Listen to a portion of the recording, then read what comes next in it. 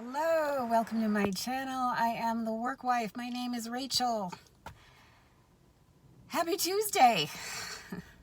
It's been quite a day so far. So, today's topic is something that's been on my mind lately.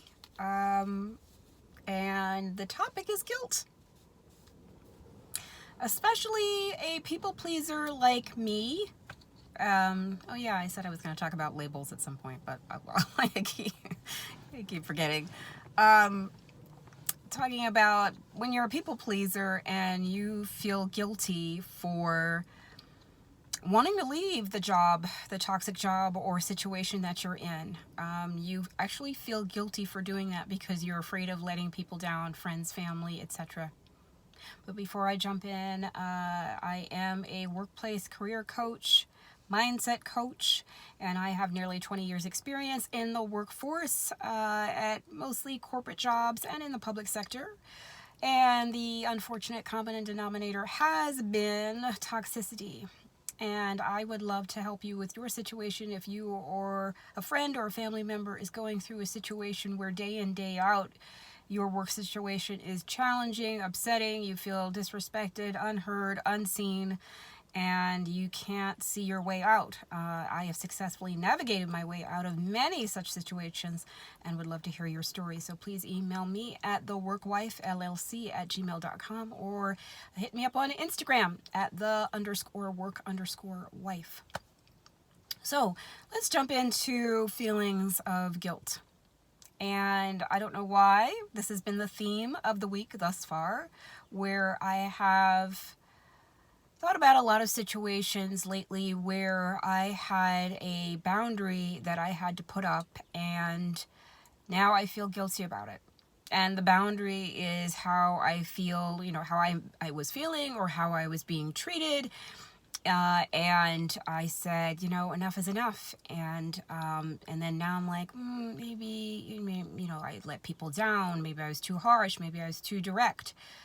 All because I was feeling poorly. I was not feeling good. I was not feeling heard. I was not feeling seen. And, I remember why, why I put up that boundary. But for some reason lately I'm like, well, maybe I shouldn't have done that. And you may be in a similar situation where you find yourself dealing with a toxic work situation or a toxic relationship. Let's just go there. And in the effort to put up boundaries, you feel guilty about it. You say to yourself, well, they're going through a tough time. They have a tough job to do. And all I'm going to do by putting up this boundary, or all I'm going to do by saying, hey, I don't feel good, is just add to their burden. And I should be able to handle this. I've been handling it so far for so many years. Why not some more, right? Let's pile it on. What's another day, week, month, year going to really do to me? And I've been there where I've dealt with a lot of situations where I've been in situations where, especially at work, in the workplace, where it's just toxicity day in and day out, as I mentioned before. And I just said, you know what, it's just making me stronger. In fact, I posted a meme recently that said, what does not kill you, makes you stronger and develop unhealthy coping mechanisms and a dark sense of humor. Now, I'd already had a dark sense of humor, quite frankly. I've had that for a long time. But definitely in the course of my experiences, my humor has gotten darker. But you gotta have a sense of humor about some of this stuff. Seriously, that's the whole point. But anyway, and I think some people were not happy with the fact that I posted this because I always seem to be the symbol of positivity, right? I do my best, but, there are times where I've just done what I said, where I've just piled on because I've handled it before, I'll handle it again. And that's not the way to live. And at the root of that, not to get too, at the root of that is actually feeling worthy. And, it really is about feeling, the feeling of what you deserve. And if you have a subconscious belief that you don't deserve a fulfilling, peaceful, satisfying life, you tolerate a lot of things that you probably shouldn't.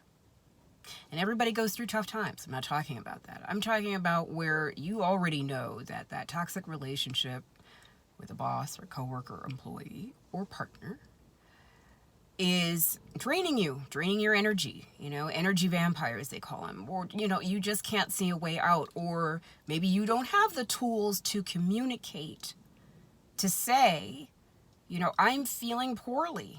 That's kind of at the root of it as well. It's not just a lack of a sense of worthiness, and you can handle something.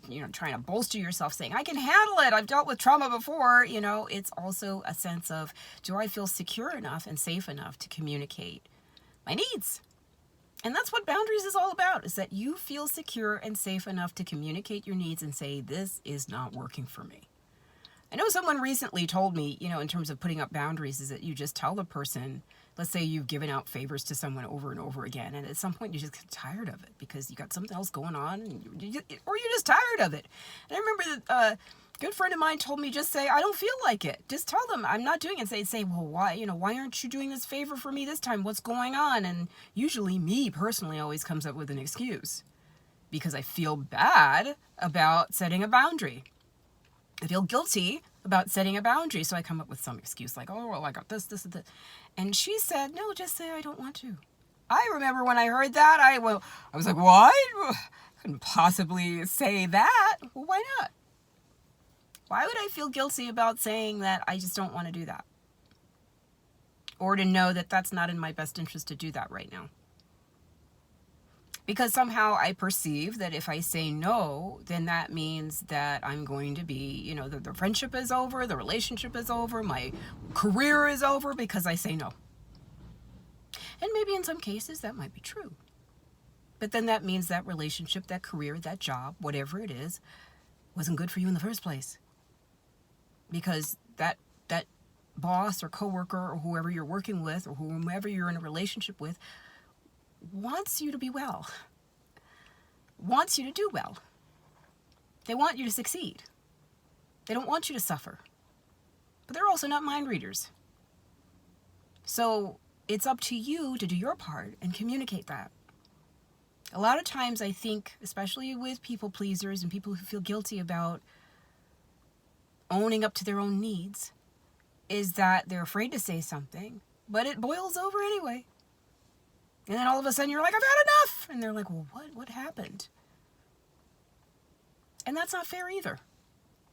Because they have no idea. There's a part of you that kind of thinks maybe they should. A little bit. We always want to think that somehow people have, that intuitive ability that maybe we have.